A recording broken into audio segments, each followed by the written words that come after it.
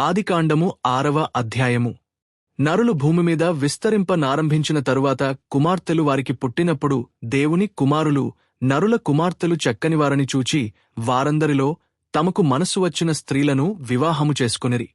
అప్పుడు యెహోవా, నా ఆత్మ నరులతో ఎల్లప్పుడూ వాదించదు. వారు తమ అక్రమ విషయములో నరమాత్రులై యున్నారు. అయినను వారి దినములు 120 ఏండ్లగుననెను. ఆ దినములలో నెఫీలులను వారు భూమి మీద నుండిరి, తరువాతను ఉండిరి. దేవుని కుమారులు నరుల కుమార్తెలతో పోయినప్పుడు వారికి పిల్లలను కనిరి. పూర్వకాలమందు పేరు పొందిన శూరులు వీరే. నరుల చెడుతనము భూమిమీద గొప్పదనియు వారి హృదయము యొక్క తలంపులలోని ఊహ అంతయు ఎల్లప్పుడూ కేవలము చెడ్డదనియు యెహోవా చూచి తాను భూమిమీద నరులను చేసినందుకు యెహోవా సంతాపము నొంది తన హృదయములో నొచ్చుకొనెను. అప్పుడు యెహోవా, నేను సృజించిన నరులను నరులతో కూడా జంతువులను పురుగులను ఆకాశ పక్ష్యాదులను భూమిమీద నుండకుండా తుడిచివేయదును. ఏలయనగా నేను వారిని సృష్టించినందుకు సంతాపము నొందయున్నాను అనెను. అయితే నోవహు యెహోవా దృష్టియందు కృప పొందినవాడాయెను. నోవహు వంశావళి ఇదే. నోవహు నీతిపరుడును తన తరములో నిందారహితుడునై యుండెను. నోవహు దేవునితో కూడా నడచెనవాడు. షేము, హాము, యాపెతను 3 కుమారులను నోవహు కనెను. భూలోకము దేవుని సన్నిధిని చెడిపోయుండెను. భూలోకము బలాత్కారముతో నిండియుండెను. దేవుడు భూలోకమును చూచినప్పుడు అది చెడిపోయియుండెను. భూమిమీద సమస్త శరీరులు తమ మార్గమును చెరిపివేసుకొని యుండిరి.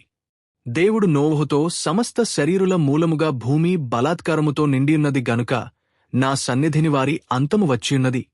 ఇదిగో వారిని భూమితో కూడా నాశనము చేయుదును.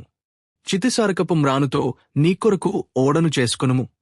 అరలు పెట్టి ఓడను చేసి లోపటను వెలుపటను దానికి కీలు పూయవలెను. నీవు దాని చేయవలసిన విధమిది: ఆ ఓడ 300 మూరల పొడుగును, 80 మూరల వెడల్పును, 30 మూరల ఎత్తును గలదై యుండవలెను. ఆ ఓడకు కిటికీ చేసి పైనుండి మూరెడు క్రిందికి దాని ముగించవలెను. ఓడ తలుపు దాని ప్రక్కను ఉంచవలెను. క్రింది అంతస్తు 2వ అంతస్తు 3వ అంతస్తు గలదిగా దాని చేయవలెను. ఇదిగో నేనే జీవవాయువుగల సమస్త శరీరులను ఆకాశము క్రిందనుండకుండా నాశము చేయుటకు భూమిమీదికి జలప్రవాహము రప్పించుచున్నాను. లోకమందున్న సమస్తమును చనిపోవును.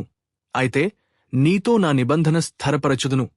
నీవును నీతో కూడా నీ కుమారులను, నీ భార్యయు, నీ కోడండ్రును ఆ ఓడలో ప్రవేశింపవలెను.